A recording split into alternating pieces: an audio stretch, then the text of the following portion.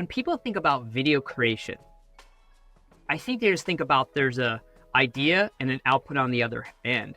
But the reality is video creation is a really complicated set of processes or steps, each of which can cause major time and cost challenges.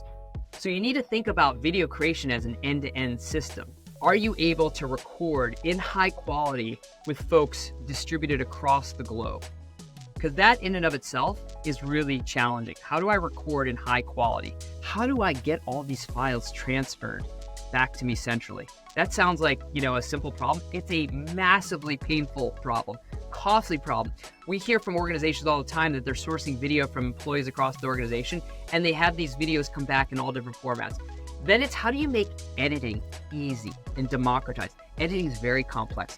So how do you democratize this, simplify this, so folks who haven't studied video editing can get in there and start creating content, editing content, but in a way that's safe and compliant. And so having an editing system that is easy and repeatable for social marketers, internal comms teams, learning and development associates, et cetera, to be able to do this, to really take the load off the video teams. And that's something we've really focused on in Social Live, is to make editing simple, intuitive. And our text-based editor, I think, really helps in that. And it also allows you to templatize, so brand still has a level of control in terms of the output. Great, now the video is ready for review and compliance, and then ultimately publishing. How do you make the publishing faster? Because every time you have to download a video and upload a video into some separate system, that's more time. And so having kind of a way to one-click publish that content is also important. So when you think about video creation and kind of the end-to-end complexity between recording, editing, and publishing, it's also critical that you have different roles,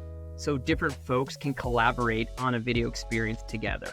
So the recording subjects oftentimes are very different than who edits the content, who are very different oftentimes than who reviews it from a brand and compliance perspective. We learned very early that for video to scale in an enterprise, like a financial services organization or a pharmaceuticals company, it needed those different roles, so different folks who do different parts of the video process, and it needed a level of compliance control and oversight on top to ensure that video can get out the door seamlessly and relatively quickly, but without it going rogue.